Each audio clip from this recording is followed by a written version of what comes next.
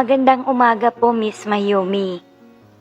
Gusto ko lang isalaysay sa inyong tagapakinig ang buong nangyari sa amin ng aking bayaw. Sana magustuhan nila ito at hindi malilimutan. Ako po pala si Pinky at ito ang aking kwento. Bago po tayo magsimula, huwag kalimutang mag-subscribe sa ating channel. Araw ng pagluwas ni Pinky patungong Maynila dahil kakagraduate niya lang ng high school. Pumayag siyang tumigil sa bahay ng kanyang ate sa halip na mag-dorm ito. Bago lumuwas, ay nag-celebrate pa si Pinky ng kanyang ika-17 birthday sa kanilang probinsya dahil halos sabay ang kanyang graduation at ang kaarawan nito. Hindi naging madali kay Pinky ang desisyong mag-aral sa Maynila. Maiiwan niya ang kanyang mga magulang na medyo may katandaan na at ang kanyang boyfriend. 2 taon na ang relasyon nila at nasanay na silang laging kasama ang isa't isa. Dahil sa labis na pagmamahalan, ay nagsumpaan pang magkasintahan na pagkatapos mag-aral at makahanap ng trabaho ay magpapakasal na ang mga ito. Sa kauna-unahang pagkakataon, ay naisuko na ni Pinky ang pori nito bago lumuwas ng Maynila. Hindi naging kaaya-aya ang unang karanasan niya. Pareho kasi silang inosente at hindi pa alam ang gagawin. Masyado siyang nasaktan nang sumugod ang sundalo ng kanyang BF sa unang pagkakataon. Nakakailang abante at pag-atras pa lamang siya ay pinatigil na ni Pinky dahil sa hindi makayang sakit. Dahil sa nangyari, ay binigyan na lamang ni Pinky ng BJ ang kanyang BF upang ito ay makaraos naman. Ilang beses na rin ginawa ni Pinky iyon, kaya medyo eksperto na ito.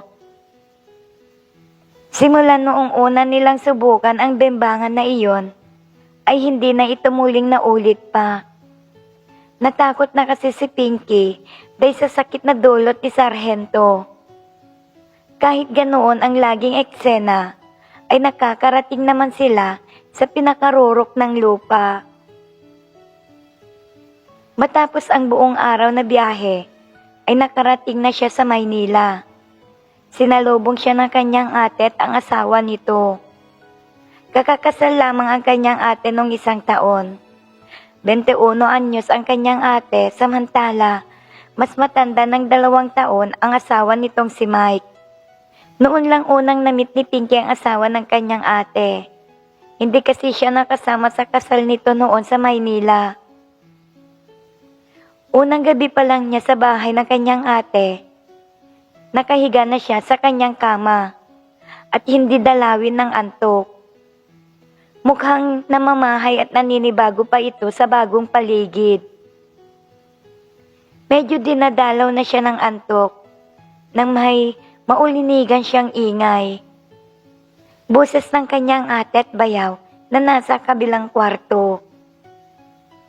Nakinig siya mabuti hanggang sa unti-unting lumilinaw ang kanyang naririnig. Mike, sige pa. Pigil na ungol ng kanyang ate. Narinig rin niya ang langit-ngit ng kama ng mga ito. Alam ni Pinky ang sanhi ng mga ungol na iyon. Napaisip tuloy siya. Hindi kaya alam ni ate na dinig dito sa kwarto ang ginagawa nila? Pumikit na lamang siya at nagtakip ng unan sa tenga. Pero hindi naging sapat iyon para wala siyang marinig. Medyo nag-init rin siya at ini-imagine niya kung ano ang ginagawa ng dalawa. Nanunuyo ng kanyang lalamunan, kaya't nagdesisyon siyang kumuha at uminom ng tubig. Nang pabalik na siya sa kanyang kwarto, ay napansin ni Pinky na nakaawang ang pinto ng kanyang ate. Kitang-kita niya sa kama ang mag-asawa. Nakahigang magkatabi ang mga ito at katatapos lang sa kanilang ginagawa. Nakapikit ang kanyang ate at mukhang pagod na pagod. Walang ano-ano ay tumayo si Mike. Kitang-kita ni Pinky ang sundalo nito kaya napasinghap siya. Sapat na iyon para mapatingin si Mike sa pintuan. Kinabahan si Pinky. Naisip niya na baka nakita siya ng kanyang bayaw. Pero dahil sa madilim sa labas ng kwarto, ay naging kampante siya na hindi siya nakikita nito. Nagpatuloy siya sa pagmamanman. Pinupunasan ni Mike ang kanyang sundalo, kaya kitang-kita niya iyon. Inisip niya tuloy kung bakit rapsa na rapsa ang kanyang ate, samantalang siya ay nasaktan ng sabukan nila ng kanyang jowa. Hindi pa rin nawalang init niya sa sandaling iyon. Kaya bumaba ang kanyang kamay sa kanyang harapan at hinaplos-haplos ang kanyang gitna. Basang-basa na sa kanyang ginagawa. Maya't maya pa ay nagbalik na sa kama si Mike pero bago ito muling nahiga ay parang nakita niya itong tumingin sa may pinto at ngumiti. Agad na nagbalik si Pinky sa kanyang kwarto at pinagpatuloy ang paglalaro. Ini-imagine niya ang kanyang nakita. Ang galit na sundalo ng kanyang bayaw na umiindayog sa ibabaw ng kanyang ate. Nagpatuloy siya sa pagkalikot kay Madam hanggang makarating sa pinakadulo ng lupa. Lumipas pa ang ilang linggo. Halos gabi-gabi ay naririnig na niya ang dalawa. At tulad ng dati, ay sinasabayan niya ang mga ito. Isang gabi ay umuwing lasing ang dalawa galing sa isang party. Sobrang lasing ang kanyang ate at nawalan na ito ng malay. Tinulungan pa ni Pinky si Mike sa pamamagitan ng paghawak sa pinto habang buhat-buhat nito ang ate niya at inihiga sa kama. Pumasok na rin si Pinky sa kanyang kwarto at nakiramdam. Nakatulog na siya nang biglang malimpungatan niya na may nagbukas ng pinto. Nakadapa siyang nakatulog at hindi na siya bumalikwas pa. Nagkunwari siyang tulog. Lumapit ang taong nagbukas ng pinto sa kanyang kama. Naamoy pa niya ang alkohol at ang cologne nito. Si Mike, ang kanyang bayaw. Kinakabahan siya. Hindi niya alam kung bakit nandito sa kwarto ang kanyang bayaw. Alam niyang tinititigan siya nito. Nagpatuloy lang siya sa pagkukunwaring tulog dahil sa takot. Unti-unting hinila ng kanyang bayaw ang kumot na nakabalot sa kanyang katawan. Isang mahabang t-shirt na pantulog lamang at antis ang kanyang suot. Maya't maya pa ay naramdaman niyang itinaas ang kanyang damit. Hindi nagtagal ay mayroon ng kamay na dahan-dahang humahaplos sa kanyang pang-upo. At isa pang kamay ang lumapat sa kanyang antis at pumasok iyon sa laylayan. Ramdam niya ang daliri ng bayaw. Sinasalat ang kanyang gitna. Iniikot-ikot iyon, sanhi ng kanyang pagkagat sa labi. Walang magawa si Pinky. Nagpatuloy lang siya sa pagkukunwaring tulog. Hindi niya maintindihan ang nararamdaman. Ayaw ng isip niya dahil alam niyang mali ang ginagawa ng kanyang bayaw. Pero iba ang dikta ng kanyang katawan. Nag-umpisa na siyang mabasa. Naramdaman rin niyon ni Mike. Ginamit na rin nito ang isa pang kamay at itinapat iyon sa manacles nito. Lalong naglawa si Pinky sa ginagawang iyon ni Mike. Pigil na pigil ang kanyang ungol. Basang-basa ang loob nito kaya hindi napigilan ni Pinky ang mapaungol. Matapos ang ginagawa ng kanyang bayaw, ay bigla na lang may kumalabog sa kabilang kwarto. Sapat na iyon upang hilain ni Mike ang mga daliri nito at tumakbong palabas. Noon lang minulat ni Pinky ang kanyang mga mata. Hindi siya makapaniwala sa nangyari. Nagdesisyon na lamang siyang kalimutan niyon at wag nang sabihin sa kanyang ate. Alam niya kasi na nakainom rin ang kanyang bayaw at siguradong hindi na ito mauulit pa. Lingid sa kaalaman ni Pinky ay hindi lasing si Mike. Sadyang may pagnanasa lang sa kanyang bayaw at sinamantala lamang nito ang pagkakataon na tulog ang asawa. Kinabukasan ay sabay-sabay silang tatlo na nag-agahan. Habang kumakain, ay napansin ni Pinky na panay ang sulyap sa kanya ni Mike. Lumipas pa ang mga araw. Hindi na naulit pa ang nangyari noon. Ang hindi niya lang maintindihan ay sa tuwing naaalala niya ang ginawa sa kanya ni Mike, ay nag-iinit siya sa halip na magalit. Tuwing gabi na nadidinig niya ang mag-asawa na naglalampungan, ay sinasabayan na lamang niya ang mga iyon. Panay ang pagpapaligaya sa sarili niya habang ini-imagine na si Mike ang gumagawa ito sa kanya.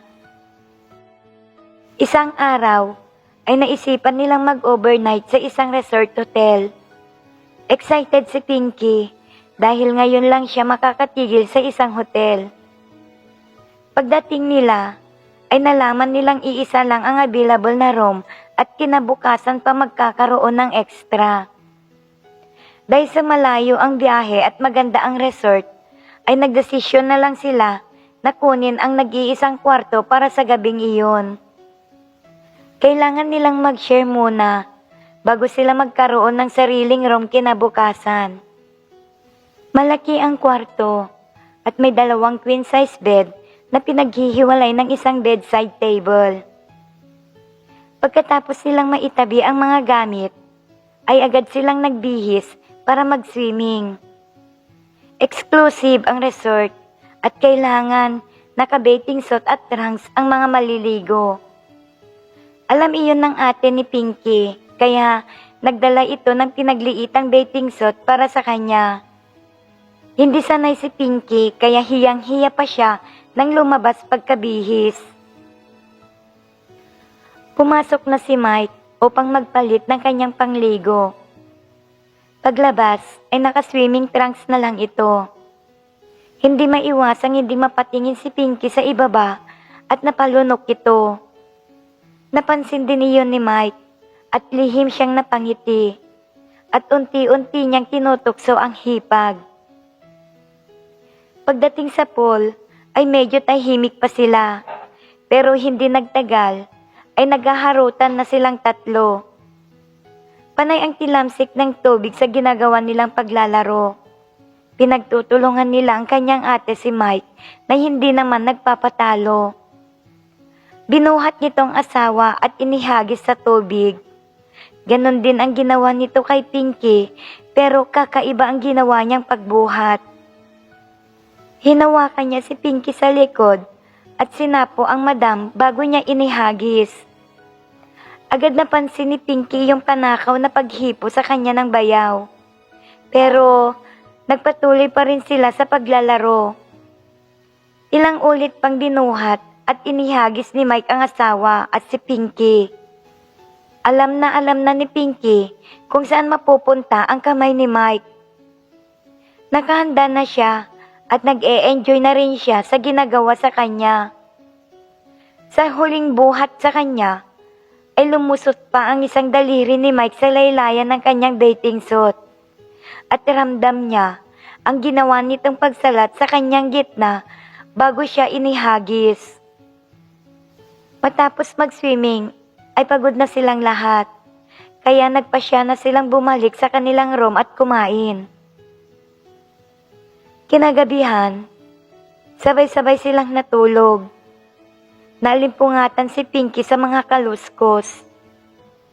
Unti-unti niyang minulat ang mga mata upang tignan ang pinanggagalingan ng ingay. Nakaharap siya sa kama ng dalawa. Patay na ang ilaw, pero maliwanag pa rin niyang nakikita ang kama ng mag-asawa dahil sa liwanag na nagmumula sa bintana. Naghahalikan ng mag-asawa.